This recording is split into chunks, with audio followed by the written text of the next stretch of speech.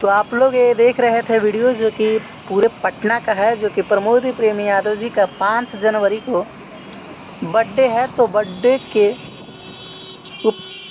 शुभ अवसर पर गणनायक फिल्म के द्वारा प्रमोद प्रेम यादव जी का बर्थडे पोस्टर होर्डिंग पूरे पटना के हर एक जगहों पर लगाया गया है।